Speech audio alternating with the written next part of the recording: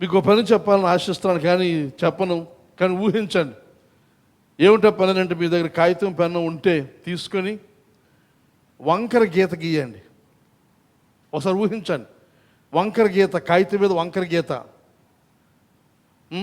గీసిన తర్వాత మీ ప్రక్కన ఉన్న వారితో, ఇంకా మిగతా వారితో మీరు గీసిన గీతలు పోల్చుకొని చూడండి. చూస్తే ఎలాగుంటాయో తెలుసా? ఎన్ని వంకరలు ఉంటాయో. ఏ ఒక్కరు వంకర గీత ఇంకొకరు వంకర గీతలాగా ఉండదు. ప్రయత్నం చేసి చూడండి తర్వాత ఎప్పుడైనా. వంకర గీతలు గీసి మీ ప్రక్కవారితో చూసుకుంటే ఏ ఒక్కరి గీత కూడా ఇంకొకరి గీతలాగా ఉండదు. అది అయిపోయిన తర్వాత మళ్ళీ అదే కాగితం మీద పెన్ను తీసుకొని తిన్నగా ఒక గీత గీయండి. ఆ తిన్నగా గీసిన గీత మీరు ఎంతమందితో పోల్చినా తిన్నగానే ఉంటుంది. అంటే దాని అర్థం, వంకరగా గీసే గీత ఎన్ని వంకరలైనా తిరగవచ్చు, ఎవరు వంకర వాళ్ళది. కానీ తిన్నది మాత్రం స్ట్రైట్ ఉండేది, తిన్నగానే ఉంటుంది తప్ప అది వేరుగా ఉండదు, అన్నీ ఒకలాగే ఉంటాయి. అదేవిధంగా మన జీవితాలు, అలాగే బైబిల్ వాక్యం బోధిస్తున్న సత్యం ఏదనగా, there are several ways to be crooked. వంకరగా ఉండడానికి అనేకమైన మార్గాలు ఉన్నాయి. గీతలు ఎలాగైతే వంకర వేరు గీసామో, మనము కూడా వంకరగా ఉండడానికి అనేకమైన మార్గాలు ఉన్నాయి. నా వంకర కరెక్టు, నీ వంకర తప్పు అనడానికి వీల్లేదు, అందరిది వంకరే. ఆ వంకరలు ఎన్నో రకాలు ఉన్నాయి, కానీ తిన్నని దాంట్లో మాత్రం ఒకటే రకం, ఒకేలాగా ఉంటుంది. బైబిల్ చెప్తున్న మాట ఏదనగా, మనం నీతిమంతులైన వ్యక్తులు ఎలా జీవించాలి అని అంటే ఒకే ఒక మార్గంలో జీవించగలం, అదేదనగా విశ్వాసము ద్వారా. నీతిమంతులు విశ్వాస మూలముగా జీవించను. కనుక మనం జీవించవలసిన విధానం ఒకే ఒక గీత, ఒకే ఒక క్రమం, అదేదనగా విశ్వాస మూలంగా. కానీ మనం సొంతంగా ఏర్పాటు చేసుకున్న మార్గాలు, సొంతంగా ఏర్పాటు చేసుకున్న విధానాలు, అవి ఎన్ని వంకరలైనా తిరుగుతాయి. ఇంకొకరితో మనం పోల్చలేని విధమైన వంకరతనం కలిగి ఉంటుంది. కానీ ప్రభు కోరుతున్నది, దేవుని వాక్యం కోరుతున్నది ఏదనగా, మనం అందరం కూడా తిన్నని మార్గములు, దేవుని మార్గములు, స్ట్రేట్గా ఉండే ఆ విధానములో మనం వెళ్ళాలని దేవుడు కోరుతున్నాడు. దేవుని వాక్యం మనకు బోధిస్తూ ఉందని చెప్పి మనవి చేస్తూ ఉన్నాను. ఈ రోజులు చూసినప్పుడు మనకంతా కూడా వెంటనే కావాలి. ఆగడం, వేచి ఉండడం మనకి ఇష్టం ఉండదు. డబ్బులు, ఇప్పుడు బ్యాంకుకి వెళ్ళి క్యూలో నిలబడి చెక్ రాసి టోకెన్ తీసుకొని నిలబడే పరిస్థితి మనకు ఇప్పుడు లేదు. అంత మన చేతుల్లో ఫోన్లోనే వెంటనే వెళ్ళిపోతున్నాయి డబ్బులు, అలాగే వస్తున్నాయి డబ్బులు. కానీ అలా ఇన్స్టెంట్గా రావాలి. భోజనం కూడా, ఫుడ్ కూడా వంట చేసి చేయక లేకుండా ఆన్లైన్లో ఆర్డర్ ఇస్తే క్షణాల్లో మన ఇంటి ముందుకు వచ్చి, మన చేతిలోనికి వచ్చి వాళ్ళే పరిస్థితి. ఏదైనా సరే వార్తలు కానీ, విషయాలు కానీ, జరుగుతున్న సమాచారం అంతయు వెంటనే, అలాగే ప్రయాణ సాధనాలకు కూడా వెంటనే, ఇంకా మన సమస్యలకు కూడా వెంటనే పరిష్కారాలు కావాలి అని ప్రతీది కూడా ఇన్స్టెంట్గా జరగాలని ఆశిస్తూ ఉంటాం. కానీ క్రైస్తవ జీవితము అలా కాదు. క్రైస్తవ జీవితము అంతా కూడా ఇన్స్టెంట్గా జరగదు. క్రైస్తవ జీవితంలో చెప్పుకున్నాం, మరొకసారి జ్ఞాపకం చేస్తాను. తిన్నని మార్గము, అదేదనగా విశ్వాసము ద్వారా మాత్రమే నీతిమంతుడు జీవించగలడు. ఇంకా హబక్కు గ్రంథంలో మనం నేర్చుకుంటున్నది, దేవుడు మన నుండి ఆశిస్తున్నది ఓపిక, పేషెన్స్. పేషెన్స్ అన్నప్పుడు వెంటనే, ఇప్పుడే అనే మాట కాక వేచి ఉండడం బైబిల్ బోధిస్తుంది, దేవుని వాక్యం బోధిస్తూ ఉంది. తర్వాత ఈ ఓపిక గురించి గత 2 వారాలు వాక్యంలో బోధించాను. అది ఈ వారం చూసినట్లయితే ఇంకా దేవుడు ఆశిస్తున్నది ఏదనగా ఓపిక, తర్వాత విశ్వాసం, పేషెన్స్ అండ్ ఫెయిత్. మన జీవితాల్లో చూసినప్పుడు చాలా విషయాలు జరుగుతూ ఉన్నాయి, చాలా సంఘటనలు మన చుట్టూ జరుగుతూ ఉన్నాయి. వాటన్నిటి బట్టి అనేకమైన ప్రశ్నలు మనకు వస్తూ ఉన్నాయి. ఆ ప్రశ్నలు వచ్చిన సమయంలో మనం ఏం చేస్తాం, ఎలా స్పందిస్తాం, ఎలాగూ ముందుకు సాగుతామనంటే అలాంటి సమయంలో మనకు అవసరమైంది విశ్వాసం. నీతిమంతులు విశ్వాసం మూలముగా జీవిస్తారు. ఇక్కడ ఈ మాటలు చూసినప్పుడు హబక్కూకు గ్రంథం 2వ అధ్యాయంలో నీతిమంతులు విశ్వాసం మూలముగా బ్రతుకును. ఇది ఈ మాటకు అర్థం మనం చూస్తే నీతిమంతులైన వాడు అప్పుడప్పుడు విశ్వాసాన్ని ఉపయోగిస్తాడు అని అర్థం కాదు. నీతిమంతుడి జీవితమే విశ్వాసంతో జీవిస్తాడు. The righteous don't use faith once in a while. ఎప్పుడో ఒకసారి విశ్వాసాన్ని ఉపయోగించాడు నీతిమంతుడు. కానీ నీతిమంతుడైన వాడు ఎలా జీవిస్తాడు అనగా rather they live by faith. విశ్వాసము ద్వారానే అతడు జీవిస్తాడు, విశ్వాసం వలననే అతడు జీవిస్తాడు. కనుక ఇక్కడ నీతివంతుడు అనే ఆ ప్రశ్నకు లేకపోతే ఆ మాటకు అర్థం మనం తెలుసుకోవాలి. ఎవరు నీతిమంతులు, ఎవరు రైచస్ అని ఆలోచన చేస్తే, ఎవరైతే ప్రభువైన యేసుక్రీస్తు యొక్క రక్తము చేత శుద్ధీకరించబడి పాపము నుండి విమోచన పొందిన వారై, క్షమాపణ పొందిన వారై, దేవునితో సరైన సంబంధములో జీవిస్తున్న వ్యక్తులు నీతిమంతులు. కనుక దేవునితో సరైన సంబంధంలో జీవిస్తున్న మనము ఎలా జీవించాలనగా విశ్వాసం మూలముగా, విశ్వాసం వలననే మనం జీవిస్తాం తప్ప మరి ఇంకా దేని వలనను మనం జీవించడానికి వీలు లేదు. కనుక మనం అందరం కూడా దినమందు నీతిమంతులను భావిస్తూ ఉన్నాను. ఆ నీతిమంతులు అనగా మరలా జ్ఞాపకం చేస్తున్నాను, దేవునితో సరైన సంబంధం అనగా మన పాపములు, దుష్టత్వం, చెడుతన విషయమైన పశ్చాత్తాపం, మారు మనసు పొంది ప్రభు దగ్గర క్షమాపణ వేడి రక్షించబడి దేవునితో సరైన సంబంధములో మనం కొనసాగుతూ ఉంటే మనం నీతిమంతులం. రైచియస్నెస్ అనగా రైట్ స్టాండింగ్ విత్ గాడ్, దేవునితో సరైన సంబంధములో ఉండడం. కానీ దేవునితో సరైన సంబంధములో ఉన్న వ్యక్తి ఎలా జీవిస్తాడనంటే విశ్వాస మూలముగా. The righteous live by faith. ఈ వాక్య భాగాలు మనం చదివిన ఈ భాగాలు మనం చూసినప్పుడు 2 నుండి 5 వచనాలు మనం చూస్తే ఇక్కడ హబక్కూకు రాస్తున్న మాటలు ఏవనగా అంటున్నాడు. ఇక్కడ 2వ వచనంలో యెహోవా నాకు ఈలాగు సెలవిచ్చాను అనగా ఈ 2వ వచనం నుండి 20వ వచనం వరకు మనం చదివిన వాక్య భాగం ఇది ఎవరు మాట్లాడారు అంటే దేవుడే మాట్లాడాడు. దేవుని యొక్క మాటలు హబక్కూకు ఇక్కడ రాస్తూ ఉన్నాడు. 2వ వచనం అంటున్నాడు, యెహోవా నాకు ఇలాగూ సెలవిచ్చాను. దేవుడు నాకు ఇలా సెలవిచ్చాడు, చదువువాడు పరిగెత్తుచు చదువు వీలగినట్లు నీవు ఆ దర్శన విషయమును పలక మీద స్పష్టముగా వ్రాయము. ఇక్కడ దేవుడు తనతో మాట్లాడిన మాటలు ఇక్కడ హబక్కూకు అంటున్నాడు, దేవుడు నాకు ఇచ్చాడు, ఒక దర్శనం ఇచ్చాడు. మన తెలుగు తర్జుమాలో దర్శనము, తర్వాత కొన్ని తర్జుమాల్లో విజన్, ఇంగ్లీష్ తర్జుమాల్లో విజన్ అన్న మాట రాయబడింది అనగా దర్శనం.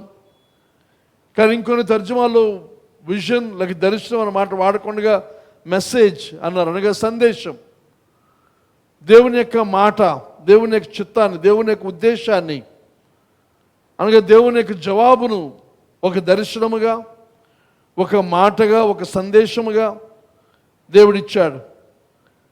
ఆ ఇచ్చిన సందేశాన్ని హబక్కూకు దేవుడు చెబుతున్నాడు, నీవు దాన్ని వ్రాయమంటున్నాడు. ఎలాగ వ్రాయాలంటే పలక మీద స్పష్టముగా వ్రాయాలి.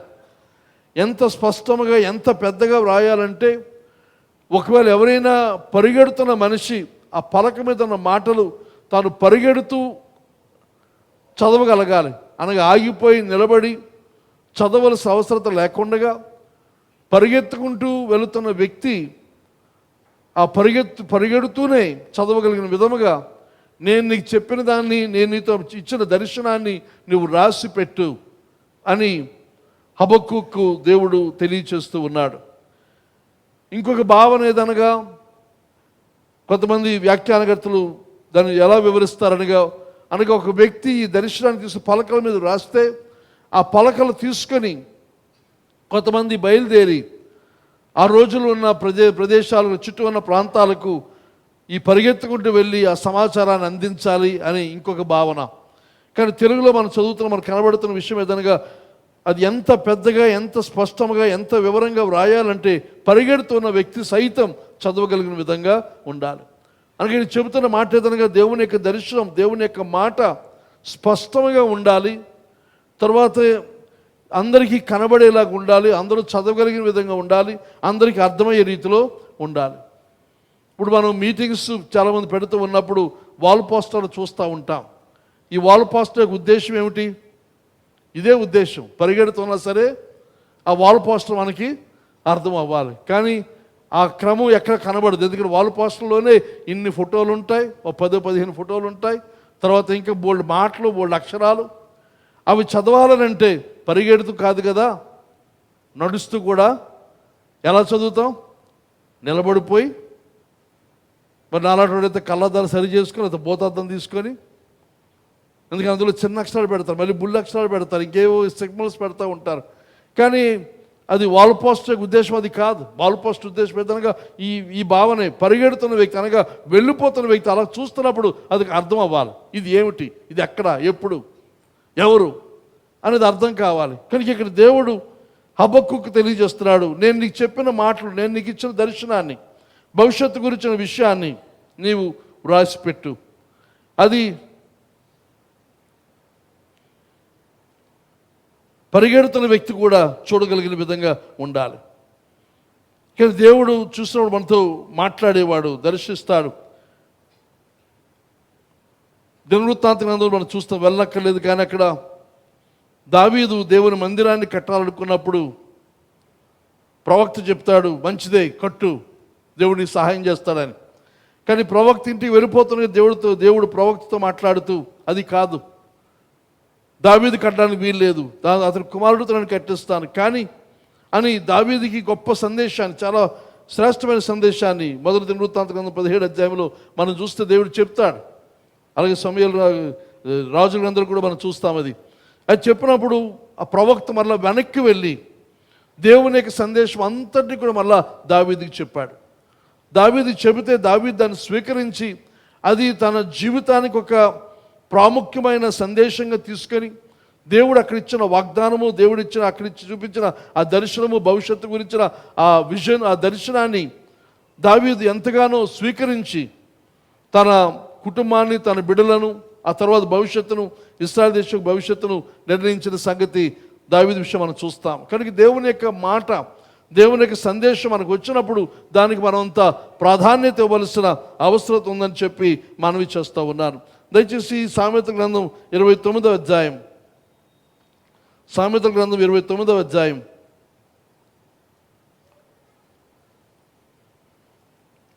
29వ అధ్యాయం 18వ వచనం మనం చూస్తే,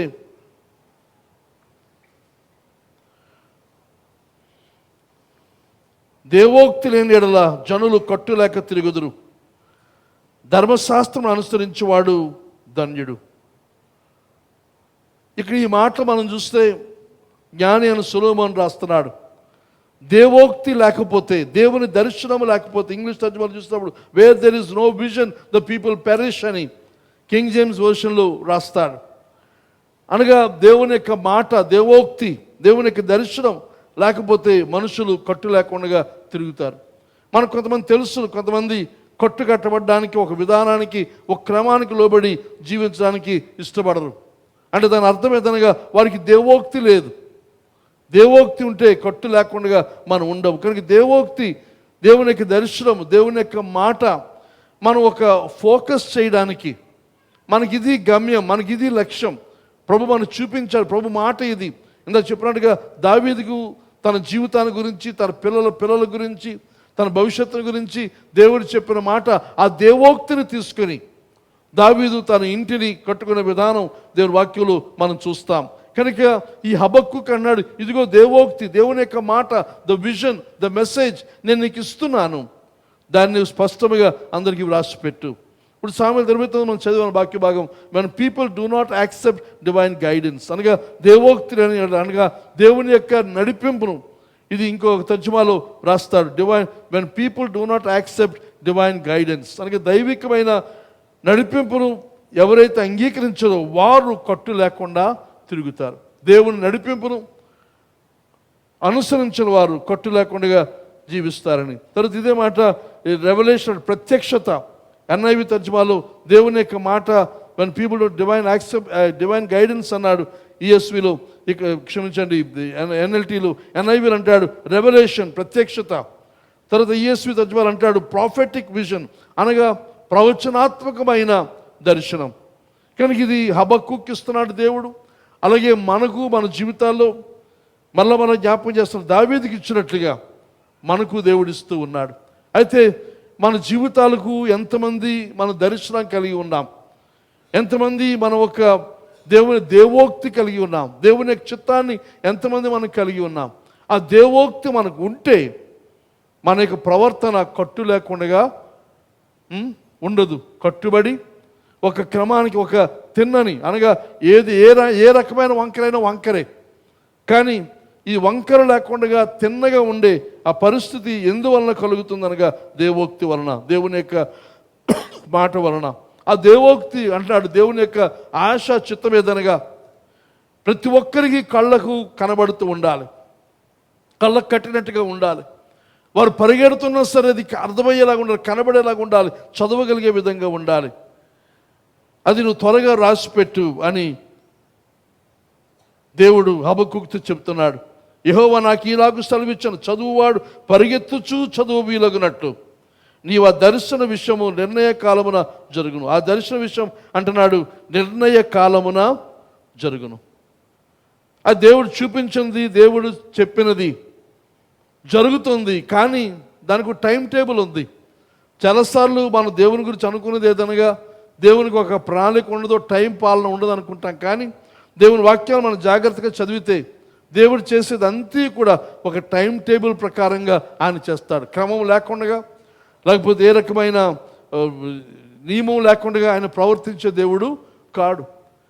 అయితే మనకి చాలాసార్లు మనం ఎప్పుడు ఎక్కడ ఉంటామో తెలియదు, ఎప్పుడు ఎక్కడికి వెళ్తామో మనకు తెలియదు. ఎవరిని అడిగారు అనుకోండి, ఇలా పలానా చోట పలానా కార్యం ఉంది కదా, పలానా ఫంక్షన్ ఉంది కదా, ఏం చేస్తారంటే ఇంకా ఏమీ అనుకోలేదంటారు. ఎప్పుడు రేపే కదా అంటే రేపేనా చూద్దాంలే అంటే ఆ రోజు వరకు, ఆ క్షణం వరకు కూడా ఆలోచించిన వారు మనం చూస్తూ ఉన్నాం. చాలామంది ఈ లోకంలో దేని గురించి ఒక క్రమము, ఒక ప్రణాళిక, ఆలోచన లేకుండా ఉంటారు. కానీ ఇక్కడ దేవుడు చెప్తున్న మాట ఏదనగా అది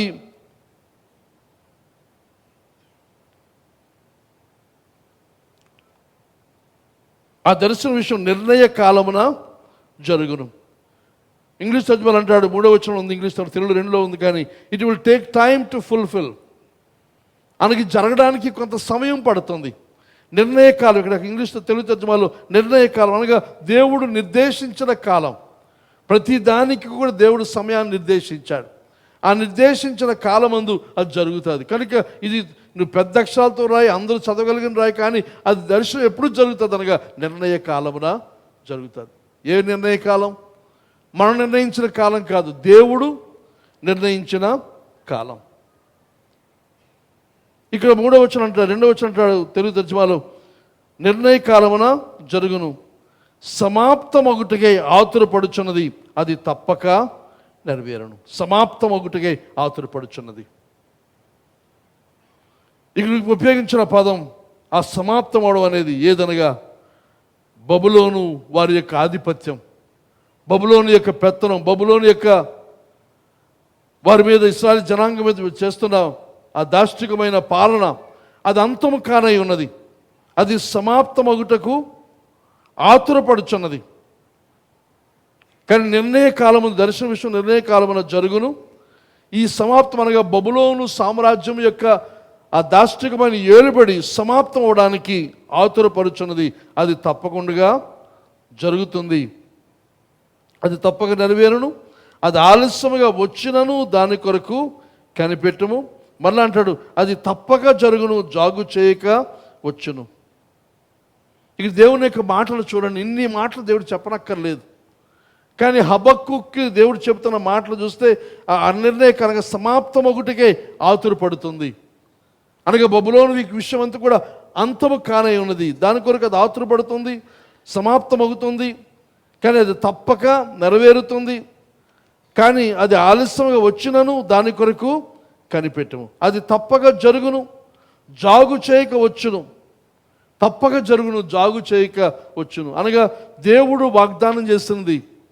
ఆలస్యం అవుతున్నా, ఇక జరగదేమో అని మనం అనుకున్నా, దేవుడు చెప్తున్న మాట అనగా అది తప్పనిసరిగా జరుగుతుంది. అది ఆలస్యం కాదు. నువ్వు ఆలస్యం అనుకుంటున్నావు, కానీ నా దృష్టిలో అది ఆలస్యం కాదు. ఎందుకనగా నేను నిర్ణయ కాలాన్ని నిర్ణయించాను, సమయాన్ని నిర్దేశించాను. ఆ సమయానికి అది జరుగుతుంది. అది మీరైతే ఆలస్యం అనుకుంటారు, కానీ నాకు అది ఆలస్యము కాదంటాడు దేవుడు. కనుక ఆయన కాలమందు ఆయన కార్యాన్ని తప్పనిసరిగా చేస్తాడు. కనుక మన జీవితాల్లో మనం గమనించవలసింది, దేవుని చిత్తం మనకు చూపించాడు, దేవుని దర్శనం మనకు ఉంది, దేవోక్తి మనకు ఉంది. ఆ దేవోక్తిని పట్టుకొని మనం పరిగెడుతున్నాం, దేవోక్తిని పట్టుకొని మనం మాట్లాడుతున్నాం, ప్రార్థన చేస్తున్నాం, ఆ ఆశతో మనం ఉన్నాము. కానీ అది ఎప్పుడు ఏమిటనేది ఆ నిర్ణయ కాలము మన చేతుల్లో లేదు. మనం అనుకుంటాం, ప్రభు ఇదిగో ఈ టైంకి ఇది జరిగిపోవాలని. అలా పనుకొని ప్రార్థన చేయడం కూడా మంచిదే కాదనను, కానీ అది హార్డ్ అండ్ ఫాస్ట్ రూల్ కనుక ఇది తప్పనిసరిగా జరగాలి. జరగకపోతే, ఈ టైంకి జరగకపోతే నా నిర్ణయం వేరుగా ఉంటుందని దేవునికి చెప్పే అధికారం మనకి లేదు. మనం ఆశించవచ్చు, ప్రభు ఈ సంవత్సరంలో జరగాలని ఆశిస్తున్నాం, జరిగించు. కానీ ఈ సంవత్సరం అయిపోద్ది, జరగలేదు అనుకోండి, ఏం చేస్తాం? ఈ సంవత్సరం టైం ఇచ్చాం దేవునికి టైం ఇస్తామా? ఈ సంవత్సరం టైం ఇచ్చాం, ఇది చేయలేదు కాబట్టి నా ఇష్టం, నా సొంత ప్రయత్నం నేను చేస్తాను. మన సొంత ప్రయత్నం చేస్తే వంకర గీతే, రకరకాల వంకర గీతలు ఏర్పడతాయి. కానీ దేవునికి సమయం ఇచ్చే లేదా డెడ్ లైన్ పెట్టే అధికారం మనకు లేదు. దేవుడు నిర్ణయ కాలం మనం చేయవలసిన పని, ప్రభువా నీ నిర్ణయ కాలం కొరకు నేను కనిపెడుతున్నాను, ఓపికతో కనిపెడుతున్నాను. నిర్ణయ కాలాన్ని మాకు తెలియపరచండి. సమాప్తం ఒకటికే ఆతురపడుచుంది అనగా ఆ దర్శన నెరవేర్పు అనగా ఇక్కడ హబక్కుకు బబులోను గురించిన దేవుడిచ్చిన ఆ దర్శనం, దేవుడిచ్చిన మాట, భవిష్యత్తు జరగబోయే దాని గురించిన ఆ విషయం నెరవేరడానికి ఆతురపడుతుంది, సమాప్తం అవడానికి సిద్ధపడుతుంది. కనుక మన జీవితాల్లో కూడా ప్రభు చూపిన దర్శనం నెరవేరడానికి, ముగింపులకు రావడానికి ఆతురపడుతుంది, జరుగుతూ ఉంది. కానీ నిర్ణయ కాలం అనేది ఉంది. ఆ నిర్ణయ కాలం వరకు మనం చేయవలసిన పని ఏదనగా ఓపికతో మనం ఉండాలి. ఓపికతో మాత్రమే కాకుండా తర్వాత వస్తుంది ఆ మాట కూడా చెబుతాను. అది ఏదనగా తర్వాత వచ్చే మాట ముందుగా మనకు తెలుసు అనుకోండి, విశ్వాసము ఉండాలి, ఓపిక ఉండాలి, విశ్వాసం మనకు ఉండవలసిన అవసరం ఉంది. కానీ ఈ సమయం మంది మనవి చేస్తున్నాను. ప్రవక్తల గ్రంథంలో ఇంకొచ్చాడు అంటాడు, కాలములు కార్యములు అల్పములుగా ఉన్నప్పుడు తృణీకరించేవాడు ఎవడు? ఇప్పుడు మన సంఘంలో కూడా మనకున్న సమస్య ఏదనగా దర్శనాన్ని చాలామంది నమ్ముతున్నాం, కానీ కొంతమంది నమ్మరు. కొంతమంది నమ్మక ఇది ఏం జరుగుతుంది, ఏం చేస్తారులే, ఇది జరగని పని, అవ్వని పని అని అల్పముగా ఉన్నప్పుడు, తక్కువగా ఉన్నప్పుడు, కొంచెం పరిస్థితులు అనగా మన దృష్టితో చూసినప్పుడు, లోకపు దృష్టితో, మనుష్య దృష్టితో మనం చూసినప్పుడు వేరుగా తక్కువగా కనబడినప్పుడు చులకనగా ప్రవర్తిస్తూ ఉంటారు. కానీ ఇది సరైనది కాదని చెప్పి మరలా మనవి చేస్తాం. ఈ కష్టంలో, ఇబ్బందులు, సమస్యలు నిలబడిన వారే ఆ ఆనందములో, ఆ భవిష్యత్తు దర్శన నెరవేర్పులో మనకు ఫలితం ఉంటుంది, ఆశీర్వాదం ఉంటుంది, ఆధిక్యత ఉంటుంది, ఆనందం ఉంటుందని చెప్పి మనవి చేస్తున్నాను. మనలో చాలా కొంతమంది యొక్క తత్వం ఏమిటనగా కష్టాల్లో ఉండరు, కానీ ఆనందాల్లో, సంబరంలో, సందడిలో మాత్రం మేము ఉన్నాము అన్నట్టుగా బయలుదేరి వస్తున్న పరిస్థితులు మనం చూస్తున్నాము. కానీ మనవి చేస్తున్నాం, సంఘమంతా కూడా మనమంతా ప్రభు ఇచ్చిన దర్శనం విషయమై మన కార్యములు లేకపోతే మన దృష్టికి స్వల్పముగా లేకపోతే చులకనగా కనబడుతున్నప్పటికీ లోకము దృష్టిలో, మనుష్య దృష్టితో కాక దేవుని దృష్టితో పైనుండి చూడవలసిందిగా మనవి చేస్తూ ఉన్నాను. ఇక్కడ అంటున్నాడు, నిర్ణయం జరుగును, సమాప్తం ఒకటికే ఆతురపడుచున్న, తప్పక నెరవేరును, అది ఆలస్యంగా వచ్చిన దాని కొరకు కనిపెట్టుకొనము. ఇక్కడ ఈ సమాప్తం ఇందా చెప్పాను, బబులోను యొక్క పరిపాలన వారికి ఏలుబడి. అయితే ముందు వచ్చినాల్లో మొదటి అధ్యాయంలో మనం చదివిన భాగంలో చూస్తే యూదా జనాంగం తీర్పు వస్తుంది. అని దేవుడు వాగ్దానం చేస్తాడు. దేవుడు చెప్పాడు అక్కడ బబులోను వారి ద్వారా ఆ తీర్పు వస్తుంది. కానీ 2వ అధ్యాయం చూసినప్పుడు ఆ బబులోనును నేను శిక్షిస్తానని దేవుడు చెబుతున్నాడు. అయితే ఈ చరిత్రలో మనం చూస్తే బబులోను శిక్షించబడిన కాలం, క్షమించండి, యూదా శిక్షించబడిన కాలం ఎప్పుడనగా క్రీస్తు పూర్వం 586 సంవత్సరంలో బబులోను యూదా జనాంగాన్ని నాశనం చేసిన పరిస్థితి, తర్వాత అక్కడ అనేక మందిని చెరగా బబులోను చెరకు తీసుకుని పోయిన పరిస్థితి వాక్యంలో మనం చూస్తాం. అయితే ఇక్కడ వారిని దేవుడు శిక్షించే కాలం ఎప్పుడు అని అంటే క్రీస్తుపూర్వం 539 BCలో క్రీస్తుపూర్వం జరుగుతున్న ఆ సంఘటన గురించి 2వ అధ్యాయంలో దేవుడు ప్రవచన రీతిగా చెబుతూ ఉన్నాడు. అయితే దేవుడిచ్చిన ఈ దర్శన నెరవేర్పుకు ఎంతకాలం పడుతుందని అంటే దాదాపు 60 సంవత్సరాలు. 60 సంవత్సరాల కాలం వీరు ఇబ్బంది కష్టపడుతున్న పరిస్థితి మనం చూస్తాము. 60 సంవత్సరాల కంటే ఇంకెక్కువైన కాలమే ఈ బబులోను అంతమవడానికి సంభవించిందని చెప్పి మనవి చేస్తున్నాను. దేవుని ప్రజల మీదకి ఉగ్రత వెంటనే వచ్చింది, కానీ బబులోను మీదకి మాత్రం దాదాపు 60-70 సంవత్సరాల తర్వాత వచ్చిన సంగతి మనం ఇక్కడ చూస్తూ ఉన్నాం. అయితే ఈ పరిణామాలు జరుగుతూ ఉన్నప్పుడు దేవుడు మన నుండి ఆశిస్తున్నది ఎదురు తప్పనిసరిగా జరుగుతుంది. ఆయనే స్వయంగా మాటిస్తున్నాడు. ఆ మాట మనం నమ్మవచ్చు, ఆధారపడవచ్చు, దాని మీద మనం పట్టుకొని వేలాడవచ్చు. ఎందుకని హబక్కుకు పేరుకి అర్థం ఏమిటి? పట్టుకొని వేలాడేవాడు. కనుక దేవుని యొక్క మాటను మనం హత్తుకొని దాన్ని పట్టుకొని వేలాడితే అది తప్పనిసరిగా జరుగుతుంది. అది జరిగినప్పుడు మనము జరుగుటకు కారణమైన వారిలో మనం ఉంటే మనకు మేలు. దాన్ని వ్యతిరేకించి ప్రక్కకు తొలగిపోయినట్లయితే మనకు శ్రమ అని చెప్పి మనవి చేస్తూ ఉన్నాను. కనుక ఈ సంబంధం ప్రభు మన నుండి కోరుతున్నది ఏదనగా ఓపిక, తర్వాత విశ్వాసం మనకు కావాలి. విశ్వాసంలో కూడా 2 రకాలు ఉన్నాయి. ఒకటి యాక్టివ్ ఫెయిత్, ఇంకొకటి ప్యాసివ్ ఫెయిత్. యాక్టివ్ ఫెయిత్ అనగా పని చేసే విశ్వాసం. ఇప్పుడు కొన్ని సందర్భాల్లో దేవుడు మనల్ని బలపరుస్తాడు, విశ్వాసం ఇస్తాడు. ఆ విశ్వాసంతో మనం ముందుకు దూసుకొని వెళ్ళి పనులు చేస్తాం. ఉదాహరణకి మనం దేవుని యొక్క దర్శనాన్ని అనుసరించి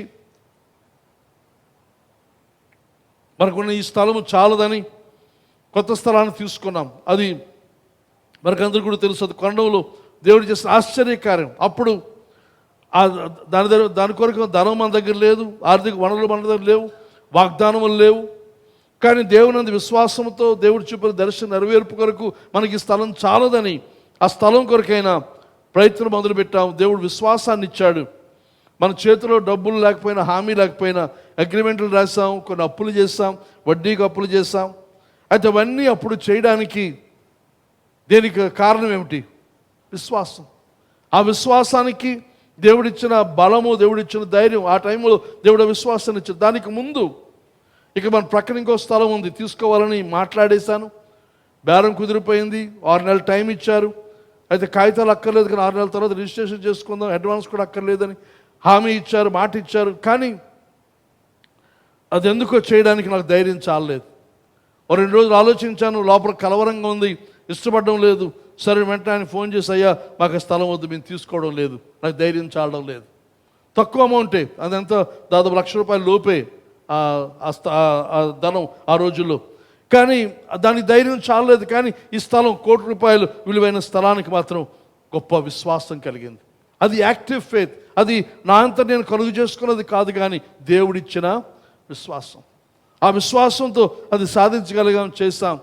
అయితే అది యాక్టివ్ ఫెయిత్. అది ఉదాహరణగా చెప్పాను. ఇంక మన జీవితంలో ఏదైనా సరే విశ్వాసంతో ముందు రంగంలోని దిగి కార్యం చేయడం, ఇది ఒక్కడే విశ్వాసం కాదు, ఇంకొక విశ్వాసం ఉంది. అది ప్యాసివ్ ఫెయిత్, అనగా దేవుని యొక్క వాగ్దానముల యొక్క నెరవేర్పు కొరకు మన ఓపికతో కనిపెట్టే విశ్వాసం. అనగా ఒక వాగ్దానం దేవుడు చేస్తాడు, దీనికి నెరవేరలేదు, కానీ ఈ లోపుగా మనకి అనేకమైన ప్రశ్నలు వస్తాయి. హబక్కు గ్రంథంలో హబక్కుకు వచ్చినట్టుగా ప్రశ్నలు వస్తాయి. ఇంకెంతకాలం, ఇంకెప్పుడు అనే ప్రశ్నలు వస్తుంది. కానీ ఆ ప్రశ్నలో ఉన్న సమయంలో కూడా మన లోపలే ఉండాలి, విశ్వాసం ఉండాలి. అది ప్యాసివ్గా, లేకపోతే సృజనాత్మకత ఉరికులేస్తూ పనిచేసే పనిగా ఉండకపోవచ్చును, కానీ లోపల అంతర్లీనంగా మన లోపల ఉండవలసింది ఆ విశ్వాసం అని చెప్పి మనవి చేస్తూ ఉన్నాను. కనుక మనకు ఈ 2 విశ్వాసాలు అవసరం, యాక్టివ్ అండ్ ప్యాసివ్ ఫెయిత్. అనగా హుషారుగా కథన రంగంలోకి దిగి చేసే విశ్వాసం ఉంది. అదే సమయమందు నిమ్మలంగా, నిశ్శబ్దంగా, ఇంకా మనం ఇంతమంది చెప్పుకున్నట్టుగా ఊరకుండి నేనే దేవుడిని తెలుసుకోండి. Be still and know that I am God. నిమ్మలంగా కూర్చొని ఉండండి. కనుక ఈ 2 రకాలైన విశ్వాసాలు మనకు కలిగి ఉండవలసిన అవసరం ఉందని చెప్పి మనవి చేస్తూ ఉన్నాను. తర్వాత 4వ వచనం అంటాడు, వారు యథార్థ పరులు కాక. ఇక్కడ వారు అనగా ఎవరు అనగా బబులోను వారు, బబులోను దేశానికి చెందిన వారు, బబులోను రాజు, వారందరూ కూడా వారు యథార్థ పరులు కాక తమలో తాము అతిశయపడుదురు. ఇప్పుడు బబులోను వారు ఎలాంటి వారు అనగా వారు యథార్థ పరులు కారు. తర్వాత తమలో తాము అతిశయపడుతున్నారు, వారి గర్వం. ఇక చూసినప్పుడు 4-5 వచనాల్లో దేవుడు చేస్తున్న కార్యం ఏదనగా నీతిమంతులు, దుర్మార్గులు వారు ఎలాగుంటారు, వీరు ఎలాగుంటారు, వారు ఎలాగుంటారు అని కాంట్రాస్ట్ దేవుడు ఇక్కడ మనకిస్తూ ఉన్నాడు. ఈ బబులోను వారు, బబులోను రాజు చూసినట్లయితే గర్వంతో నిండినవాడు. వారు తమలో తాము అతిశయపడుదురు. తమలో తాము అతిశయపడ్డాం. ఈ తమలో తాము అతిశయపడే వారికి ఉన్న ధైర్యం ఏదనగా వారి మీదే వారికి నమ్మకం, వారి మీదే వారు ఆధారపడుతూ ఉంటారు. ఇది చాలా భయంకరమైనది. ఇది చాలా సులువుగా వచ్చేసేది. మనం చేసిన ఏదైనా చిన్న విషయం సాధిస్తే, ఏదైనా చిన్న విషయం మనకు అనుకూలంగా అనిపిస్తే వెంటనే మన లోపల అతిశయం పుట్టుకొని వస్తుంది. అది చాలా జాగ్రత్తగా ఉండవలసిన అవసరం ఉంది. దేవునికి అతిశయము, దేవుని ఏళ్ళ కానీ మనం ప్రవర్తించే ప్రవర్తనలో అతిశయం ఉన్నట్లయితే దేవునికి విగ్రహారాధన ఎంత కోపమో ఈ అతిశయం కూడా అంతే కోపం. దేవుని వాక్యం మనం చూస్తాం, గర్విష్ఠులను అణిచేవాడు ఆయన. కనుక గర్వం చాలా సులువుగా మనందరికీ వస్తుంది మనుషులముగా. కానీ ఇక్కడ బబులోను వారికి ఇంకా ఎక్కువగా ఉండి వారి మీద వారు ఆధారపడుతూ వారు గర్విస్తూ ఉన్న పరిస్థితి. వారు ఏమంటారు ఇక్కడ, వారు యథార్థ పరులు కాక. గర్విష్ఠులు ఇంకొక లక్షణం, యథార్థత ఉండదు. గర్వంతో ఉన్నవారు నిజం మాట్లాడలేరు. 4వ వచనంలో చూస్తున్నాం ఇక్కడ, వారు యథార్థ పరులు కాక. ఇంగ్లీష్ తర్జుమాలో చూస్తే 2వ అధ్యాయం 4వ వచనంలో, look at the proud, they trust in themselves and their lives are crooked. English తర్జుమాలో చూస్తారు, వారి యందు వారికి నమ్మకం ఉంటుంది. తర్వాత and their lives are crooked, వారి యొక్క జీవితాలు ఎలాగున్నాయి, వంకరగా. ఏ వంకర అంటే ఆ వంకరకి అద్దు లేదు. ఎన్ని రకాలైన వంకరలు పోవలసిన పరిస్థితి. లుక్ ఎట్ ద ప్రౌడ్, వారు గర్వంతో ఉన్నారు బబులోనీయులు. దే ట్రస్ట్ ఇన్ దెమ్సెల్వ్స్, వారి మీద వారికి ఎంతో విపరీతమైన నమ్మకం. And the lives are crooked, అయితే వారితో పోలుస్తూ, వారికి విధానం పోలుస్తూ అంటున్నాడు, నీతిమంతుడు ఎలా జీవిస్తాడు, విశ్వాసం మూలంగా. భక్తి లేని వారు, దేవుని వ్యతిరేకులైన వారు, వారు స్వతంత్రంగా వారికి నచ్చినట్టుగా వారు ప్రవర్తిస్తూ ఉంటారు, దేవుని మీద ఆధారపడక ప్రవర్తిస్తూ ఉంటారు. కానీ నీతిమంతులు దేవుని మీద ఆధారపడతారు. కానీ మనం ఎవరంగా ఉండాలని ఆశపడుతున్నాం? దేవుని మీద ఆధారపడిన వారంగా ఉండాలి, లేదా మన మీద మనం ఆధారం చేసుకొని నాకేమిటి, నాకున్న ఉద్యోగం ఏమిటి, నాకున్న ఆస్తి ఏమిటి, నాకున్న మిగతా వనరులు ఇవన్నీ నాకున్నాయి, నాకు ఎవడు అక్కర్లేదు, దేవుడు అక్కర్లేదు అనే భావనతో ఉంటే అది గర్వంతో కూడింది. దాన్ని తప్పనిసరిగా దండన, శిక్ష ఉందని చెప్పి మనవి చేస్తూ ఉన్నాను. కనుక బబులోను వారు ఇలాగ ఉన్నారు, నీతిమంతులు ఎలాగ ఉంటాడు, విశ్వాసం మూలం. కనుక గర్విష్ఠులు లాగా ఉంటారు. వారు యథార్థ పరులు కాక, సత్యమును మాట్లాడేవారు కానీ సత్యాన్ని అనుసరించి ప్రవర్తించేవారు కాక, యథార్థ పరులు కాక వారు ఉంటారు. కనుక మనం యథార్థంగా ఉన్నామా అంటే దాని అర్థం మన నీతిమంతులం. కానీ యథార్థత మనలో లేదు, అబద్ధం మనలో ఉన్నాయి అని అంటే మన గర్విష్ఠులము, ఇంక దేవునికి వ్యతిరేకంగా ఉన్నవారు మన సంగతి మనకి ఇక్కడ అర్థమవుతుందని చెప్పి మనవి చేస్తూ ఉన్నాను. ఇంక చూసినప్పుడు అంటాడు 5వ వచనం నుంచి మనం చూస్తే, మరియు ద్రాక్షారసం మోసకరం. ఈ 5వ వచనం నుండి క్రింద వచనాల వరకు తర్వాత వచనాలన్నీ చూస్తే వారు త్రాగుడు, ఇంకా చెడుతనము, దుష్టత్వం, వీటన్నిటిలో వారు నిమగ్నమై వారు చేస్తున్న కార్యాలు. ఈ 5వ వచనం నుండి చాలా వరకు ఈ భాగం, మిగతా ఈ 20వ అధ్యాయం 20వ వచనం వరకు ఉన్న భాగంలో బబులోనీయులు వారు చేస్తున్న అక్రమం, వారి యొక్క దుష్ట ప్రవర్తన గురించి ఇక్కడ దేవుడు హబక్కూకుతో మాట్లాడుతాడు. హబక్కూకు రాసిన మాటలు కాదు ఇవి, దేవుడే హబక్కూకుతో చెప్పిన మాటలని గ్రహించవలసిందిగా, గమనించవలసిందిగా మీకు మనవి చేస్తూ ఉన్నాను. నీతిమంతుడు విశ్వాసం మూలముగా జీవించును. ఈ మాటలు రోమాపత్రిక మొదటి అధ్యాయం 17వ వచనంలో పౌలు దాన్ని ఉటంకిస్తాడు.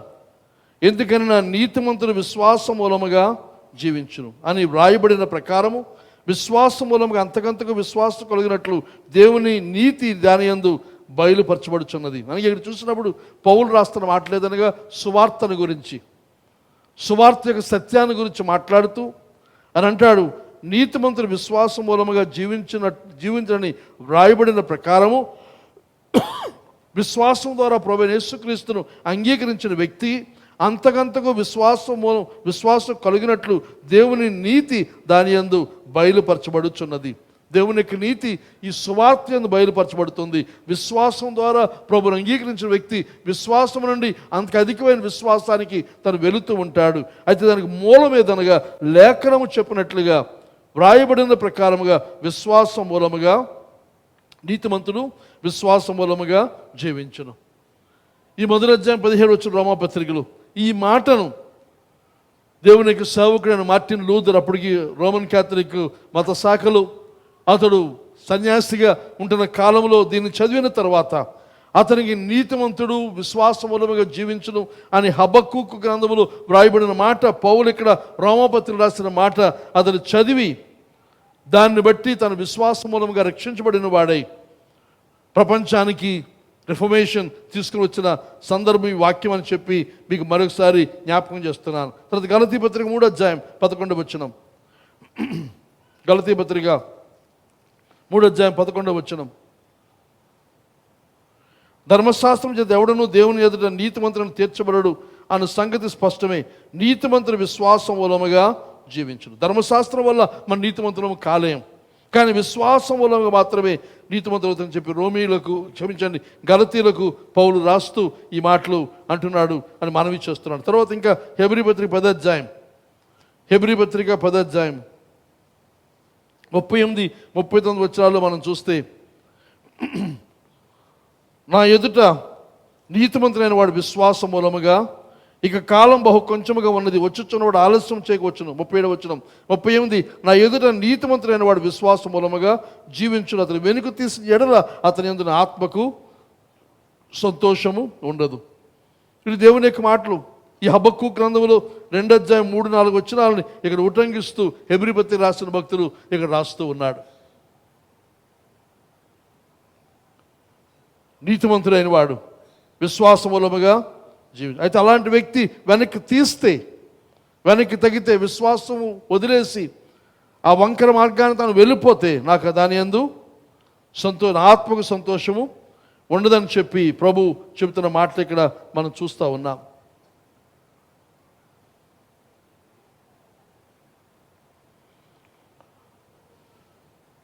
అప్పటికి మార్టిన్ లూథర్ ఈ రిఫర్మేషన్ తెచ్చే సమయానికి క్యాథలిక్ సంఘం చేస్తున్న పని ఏదనగా, మనం రక్షించబడాలి అని అంటే ఏవో కార్యాలు, ఏవో పనులు మనం చేయవలసిన అవసరం ఉంది. రక్షణ అనేది మనం చేసిన మంచి కార్యాల వల్ల ఇంకను సంఘానికి లేకపోతే రోమన్ క్యాథలిక్ సంఘానికి ఇస్తున్న డబ్బులు బట్టి దాన్ని బట్టి మీ తీర్పు భవిష్యత్తు ఆధారపడి ఉంటుందని విధమైన బోధలు దాన్ని వ్యతిరేకించి ఈ వాక్యాన్ని తీసుకుని హబక్కూకు గ్రంథములు దేవుడు హబక్కూకు మాట్లాడుతున్న ఈ మాటలు మన విశ్వాసానికి ప్రామాణికమని చెప్పి మనవి చేస్తూ ఉన్నాను. అయితే దేవుని యొక్క వాగ్దానము, దేవుని యొక్క మాట తప్పనిసరిగా నెరవేరుతుంది.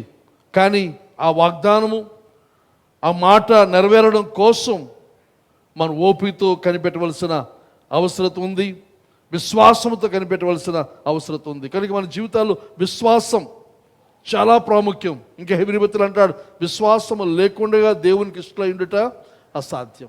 కానీ విశ్వాసం, నీతిమంతుడైన వాడు విశ్వాసం మూలముగా జీవిస్తాడు. కనుక మన నీతిమంతులం అయితే, సరైన మార్గం నడుస్తున్న అయినట్లయితే విశ్వాసంతో మనం జీవిస్తాం. ఒకవేళ మనకి ఏదైనా శోధనలు వస్తాయి, కష్టాలు వస్తాయి, శ్రమలు వస్తాయి, ఎలా జీవిస్తాం? విశ్వాసం మూలంగానే. ఒకవేళ మనకి ఏదైనా అనారోగ్యం, బలహీనత, డానీ పాడిన పాటలు చెప్పాడు, తనకున్న బలహీనతలో 10-15 రోజులుగా తను బాధపడుతున్నాడు. అయితే దాని పరిస్థితిలో దీర్ఘకాలము బాధపడుతున్న పరిస్థితిలో ఎలా జీవిస్తాం, ఇక ఏం చేస్తాం అని ప్రశ్న వచ్చినప్పుడు మనం చేయవలసిన నిర్ణయం ఏదనగా విశ్వాసం మూలంగానే నేను జీవిస్తాను. ఆయన మీదే ఆధారపడుతాను, ఆయన మీదే ఆనుకుని ఉంటాను. ఒకవేళ మన శ్రమలు వచ్చాయి, కష్టాలు వచ్చాయి, పర్సిక్యూషన్ వచ్చింది, ప్రభు నమ్మిన కారణం చేత ప్రాణాపాయ పరిస్థితి సంభవిస్తే ఏం చేస్తాం? ఎలా జీవించాలి? విశ్వాస మూలంగానే జీవించాలి. మనం అవమానించబడుతున్నాం, ద్వేషించబడుతున్నాం, నిష్కారణంగా ద్వేషించబడుతున్నాం, ఏ కారణం లేకుండా మనల్ని అవమానిస్తున్నారు. ఆ పరిస్థితిలో ఏం చేస్తాం? పగ తీర్చుకోవడం కాకుండా, లేకపోతే మనం రుజువు చేసుకోవడం కాకుండా ఏం చేయాలి? విశ్వాసం అనగా అది ప్యాసివ్ ఫెయిత్. ఆ విశ్వాసం కలిగిన వారమే మనం కొనసాగవలసిన అవసరం ఉంది. ఒకవేళ మన జీవితాల్లో ఏ నిర్ణయం తీసుకోవాలో తెలియక ఈ దారా ఇటు అట అనుకునే పరిస్థితులు ఉన్నప్పుడు ఎలాగుంటాం, ఎలా జీవిస్తామని అంటే అప్పుడు కూడా విశ్వాసమే. మనం మన యొక్క భావావేశాలను అనుసరించి మనం జీవించకూడదు, లేకపోతే మన యొక్క పరిస్థితులు అనుసరించి మనం జీవించకూడదు, లేకపోతే మన యొక్క దృష్టికి ఏది అనుకూలమో దాన్ని అనుసరించి మనం జీవించకూడదు. చాలాసార్లు మనం నిర్ణయాలు తీసుకున్నప్పుడు, మన విషయాలు ఆలోచిస్తున్నప్పుడు మన భావావేశం, మన ఎమోషన్స్, వాటిని బట్టి మన నిర్ణయాలు తీసుకుంటాం, లేకపోతే పరిస్థితులను బట్టి నిర్ణయాలు తీసుకుంటాం, లేకపోతే మనకి దృష్టికి ఏది బాగుంది, ఏది అనుకూలంగా ఉంది దాన్ని బట్టి మన నిర్ణయాలు తీసుకుంటాం. కానీ క్రైస్తవులైన వ్యక్తులు, మరి ముఖ్యంగా నీతిమంతులైన వాడు, వేటిని బట్టి కూడా మన నిర్ణయాలు మనం తీసుకోకూడదు. వేటిని బట్టి నిర్ణయం తీసుకోకూడదు? మన ఎమోషన్స్ బట్టి, మన భావావేశాలు బట్టి, మనకు వస్తున్న కన్నీరు, మనకు వస్తున్న దుఃఖం, మనకు వస్తున్న ఆనందం, మనకు వస్తున్న సంతోషం, ఇవేవి కూడా మన నిర్ణయాలకి కారణం కాకూడదు. తర్వాత మన యొక్క పరిస్థితులు, ఈ పరిస్థితులు మనకు ఇదే మంచిది అనిపించారు కనుక ఈ పరిస్థితులు అలా చేశాను, అది సరైన నిర్ణయం కాదు. అలాగే మన దృష్టికి నాకు ఇది బాగుంది, అవ్వకు అలాగే అనిపించింది, దృష్టికి ఆ పండు తినడానికి చూపులకు రమ్యమైనది, రుచికలది, జ్ఞానం ఇచ్చేదని అనిపించి తిన్నది కనుక దృష్టి బట్టి వెళితే ఆ రకమైన ప్రవర్తన ఉంటుంది. కానీ మనం జీవించవలసింది ఏదనగా విశ్వాసం, దేవుని యొక్క మాట, దేవుని యొక్క చిత్తం, దాని మీదే మన నిర్ణయాలు తీసుకోవాలి తప్ప ఈ యొక్క భావావేశాలు బట్టి కానీ, దృష్టిని బట్టి కానీ, పరిస్థితులు బట్టి కానీ మనం చేయకూడదు. పౌలు ఇక్కడ జ్ఞాపకం చేస్తున్నాడు. 2 కొరింథీ పత్రిక 5వ అధ్యాయం 7వ వచనంలో మనం చూస్తే, 2 కొరింథీ పత్రిక 5వ అధ్యాయం 7వ వచనంలో, ఇంగ్లీష్ తర్జుమాలో 7వ వచనం ఉంది కానీ తెలుగు తర్జుమాలో 6లో ఉంది. వెలిచూపు వలన కాక విశ్వాసం వలననే నడుచుకొనుచున్నాం. వెలిచూపు అంటే బాహ్యమైన చూపు. ఇంగ్లీష్ తర్జుమాలో అంటాడు we walk by faith and not by sight. వెలి, అవుట్ సైడ్ అనగా బయట చూపు, అనగా బాహ్యమైన మన కంటి చూపును అనుసరించి మనం నడవకూడదు. మనం నడిచే విధానం ఎలా ఉండాలి? విశ్వాసముతో. వి వాక్ బై ఫెయిత్, విశ్వాసం వలననే మేము నడుస్తూ ఉన్నాం. 5వ అధ్యాయం 6వ వచనం, వెలిచూపు వలన కాక విశ్వాసం వలననే నడుచుకొనిచున్నాం. ఇంకా దాని గురించి వివరణ అక్కడ పౌలు రాస్తారు కానీ అది మనకు సందర్భం కాదు కానీ వదిలేస్తాం. ముందుకు వెళ్దాం. మనం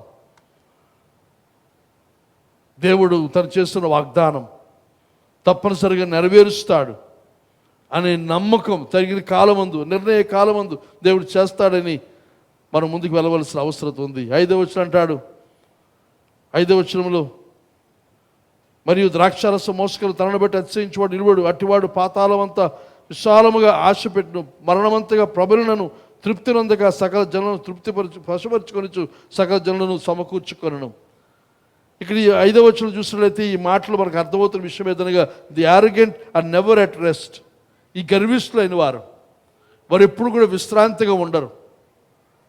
కానీ అదే నీతిమంతులు దేవుని సన్నిధిలో కనిపెడుతూ ఓపికతో ఉంటారు. ఈ గర్విష్ఠులైన వ్యక్తులు, బబులోను వారు విధానం ఏదనగా ఎక్కడ విశ్రాంతి లేదు. ఇంకా చూసి ఎంత సంపాదించినా, ఎంత చూసినా, ఎన్ని దేశాలు ఆక్రమించినా, ఎంతమందిని చంపినా అది మరణమంతా ఎలా ఉంటుంది? తృప్తి నొందక, పాతాళమంతా తృప్తి నొందని పరిస్థితిలో అది జీవిస్తూ ఉందనే సంగతి ఇక్కడ రాస్తూ ఉన్నాడు. కానీ దేవునికి ప్రజలమైన మనం ఇక్కడ 4వ వచనం కాంట్రాస్ట్, 5వ వచనం కాంట్రాస్ట్. దుర్మార్గులు లేకపోతే దుష్టైన వారు ఎలాగుంటారు? ఆతురతో కంగారు పడుతూ ఏదో ఒకటి చేసేస్తూ ఉంటారు. కానీ నీతిమంతులైన వారు ఏం చేస్తారు? దేవుని సన్నిధిలో కనిపెడతారు.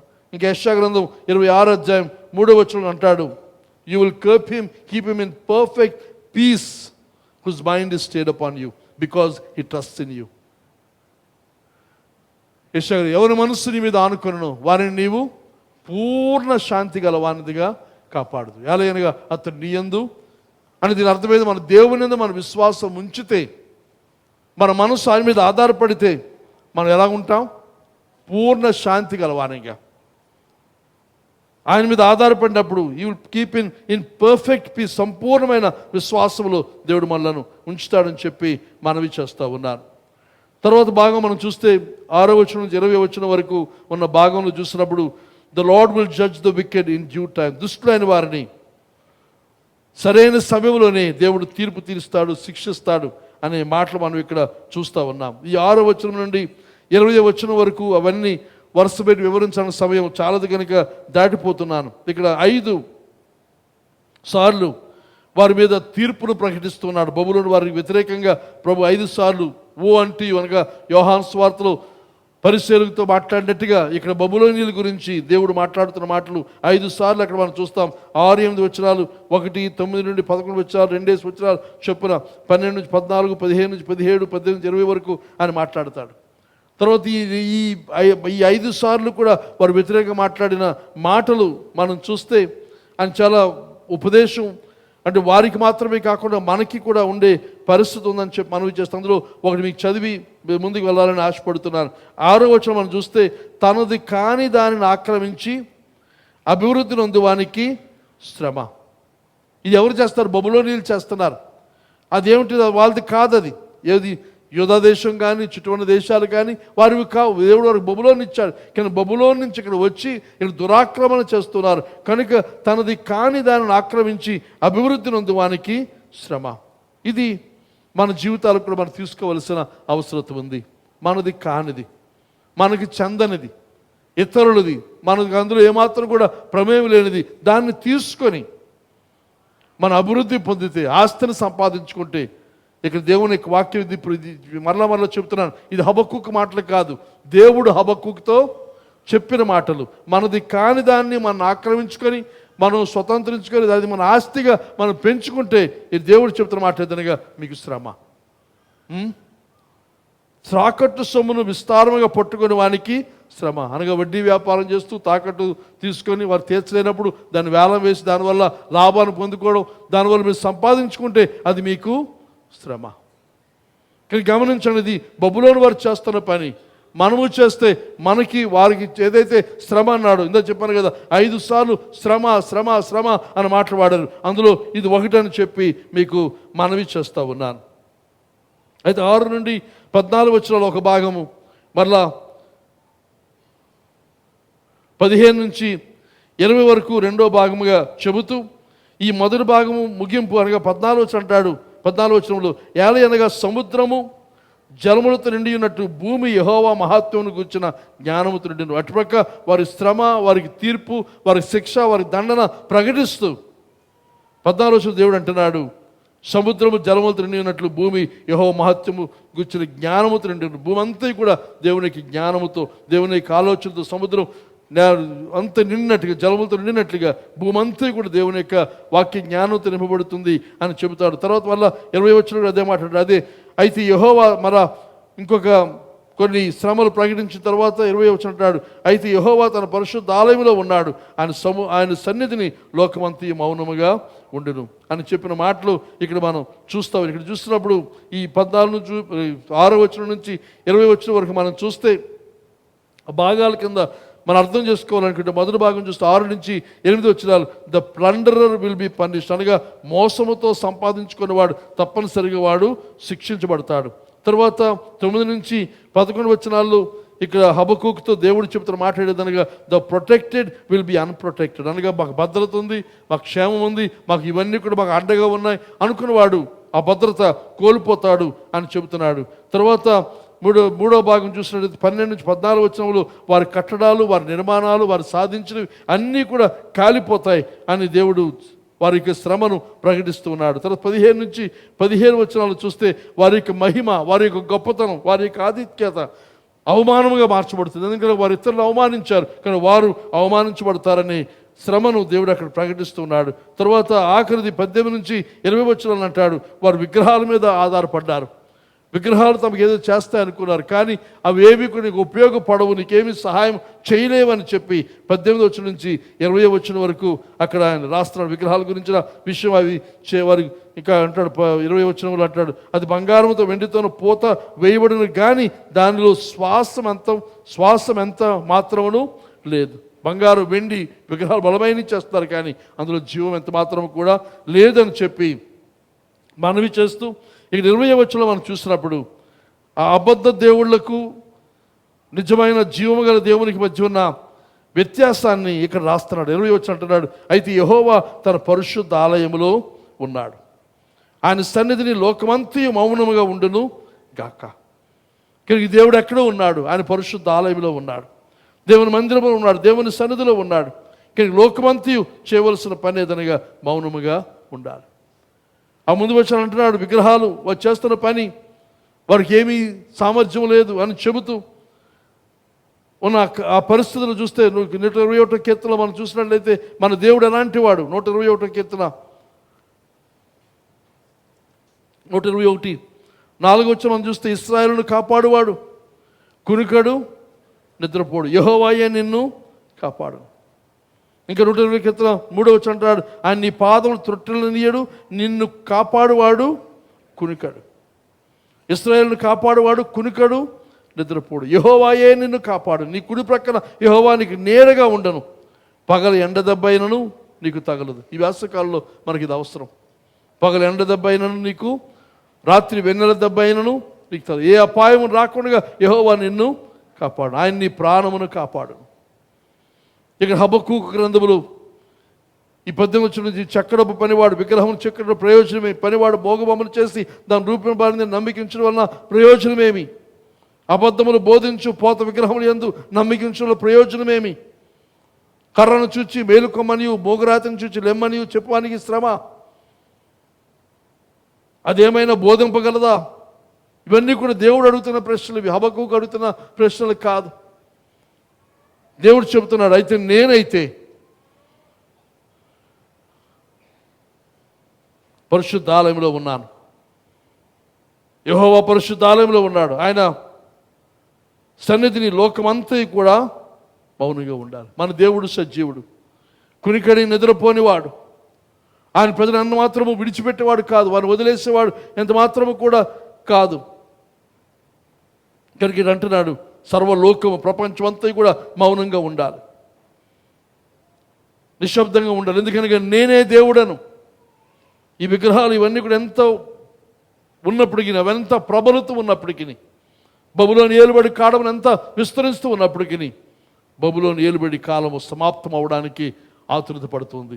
నిర్ణయ కాలమున అది జరుగుతూ ఉంది. ఇది అయిన తర్వాత చూస్తే హబక్కూకు మరింకేమీ ప్రశ్నలు లేవు, మాటలిక హబక్కూకు మాట్లాడడం లేదు. మన దేవుడు ఎంత శక్తివంతుడు, ఎంత బలవంతుడు, ఆయన అధికారం ఎంతదో మనం ఆలోచించవలసిన అవసరం ఉందని చెప్పి మనవి చేస్తూ ఉన్నాను. మన జీవితాల్లో మన ప్రార్థనలకు జవాబులు ఆలస్యం అవుతూ ఉన్నప్పుడు ఏం చేస్తాం? మన సొంత ప్రయత్నము కాక మనం చేయవలసిన పని దేవుని సన్నిధికే.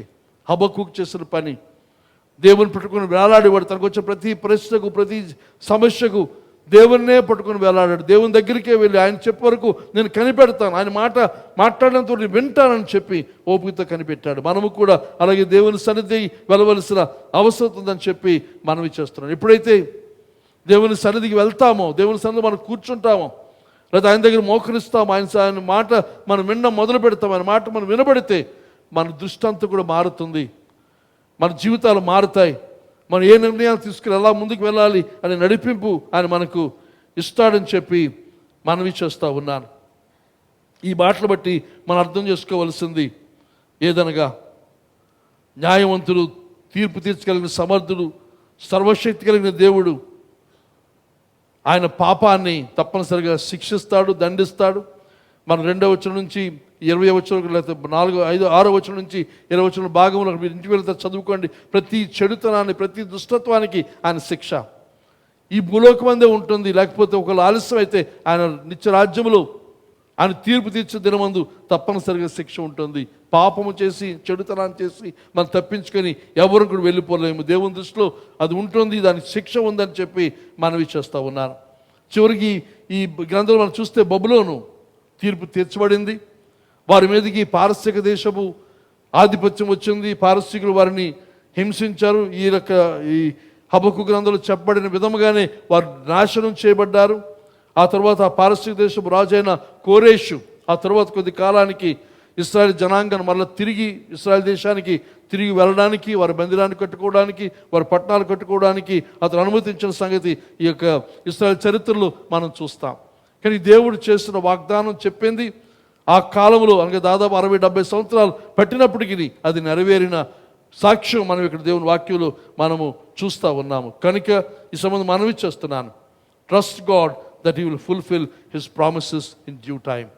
ఆయన తగిన కాలమందు మన ఎడల చేస్తున్న వాగ్దానాలు తప్పనిసరిగా నెరవేరుస్తాడు. మన వ్యక్తిగత జీవితాల్లో కానీ, మన కుటుంబాల గురించి కానీ, లేకపోతే మనం ప్రార్థన చేస్తున్న విషయాల గురించి ఆయన చేస్తున్న వాగ్దానం మనకు ఉందా, దేవోక్తి మనకు ఉందా, ఆయన మాట మనకు ఉందా, దాన్ని పట్టుకొని మనం వేలాడదాం. నమ్మకంగా ఆయన సాగిస్తాడు.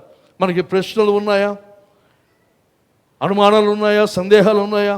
ఏం చేద్దాం? దేవుని యందు విశ్వాసం ఉంచుతాం. మన కష్టాలు ఉన్నాయి, ఇబ్బందులు కలుగుతున్నాయి, ఏం చేద్దాం? దేవుని యందు నమ్మకం ఉంచుతాం. ఒకవేళ దీర్ఘకాలం వ్యాధి బలహీనత బాధపడుతున్నామా, ప్రొలాంగ్ సిక్నెస్తో ఉంటే ఏం చేస్తాం? దేవుని యందు నమ్మకం ఉంచాలి. ఒకవేళ బ్రేక్ త్రూ కొరకు ఆశిస్తున్నామా, ఎవరి మీద ఆధారపడదాం? మన సొంత ప్రయత్నంతో ఏం బ్రేక్ త్రూ చేయలేం, కానీ ఆయన వైపు మన ఆయన మీద ఆధారపడదాం. ఒకవేళ చీకటి సమయాల్లో మనం ఉన్నామా, మనం ఏం చేయాలి? దేవుని మీద నమ్మకం. ప్రతి పరిస్థితుల్లో కూడా దేవుని యందు మన నమ్మకం ఉంచాలి. మనకు వస్తున్న ప్రతిబంధకాలు, మనకు వస్తున్న శోధనలు, మనకు వస్తున్న సమస్యలు ఒకసారి ఇంక అయిపోయింది, ఇంకేమీ లేదనిపిస్తుంది. కానీ మనం బయలుదేరింది, మనం సేవ చేస్తున్నది, మన దేవుని మీద ఆధారపడింది, దేవోక్తితో వలన మనం చేస్తున్నాం. దేవుని పిలుపు వలన మనం ఇక్కడ ఉన్నాం. ఈరోజు పాలకొండలో మన సంఘం, మన సేవ, ఇది మనుషుల యొక్క ఆలోచన కాదు, మనుషుల యొక్క తలంపు కాదు, లేదా ఎవరినో సంతృప్తిపరచడం చేస్తున్న పని కాదు. దేవుని చిత్తం దేవుడు ఏర్పాటు చేశాడు.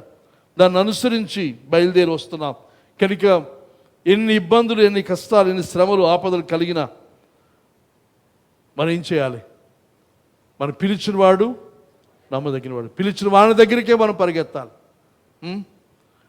కొన్నిసార్లు కొంతమంది చెబుతూ ఉంటారు, ఈ సమస్య వచ్చినప్పుడు ఈ సమస్య పరిస్థితికి వాళ్ళ దగ్గరికి వెళ్దాం, వీళ్ళ దగ్గరికి వెళ్దాం, వీళ్ళ దగ్గరికి వెళ్దాం, అందరితో మాట్లాడితే తీరుతుంది. కాదు, మనం చేయవలసిన పని దేవుని దగ్గరికే మనం వెళ్ళాలి. ఈ పాట నాకు ఎంతో ఆదరణ, ధైర్యాన్ని ఇస్తూ ఉంటుంది. ఈ పాట పాడి ముగిస్తాను నేను.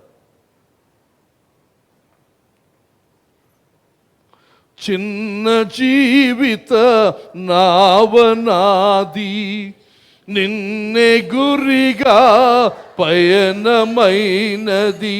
చిన్న జీవిత నా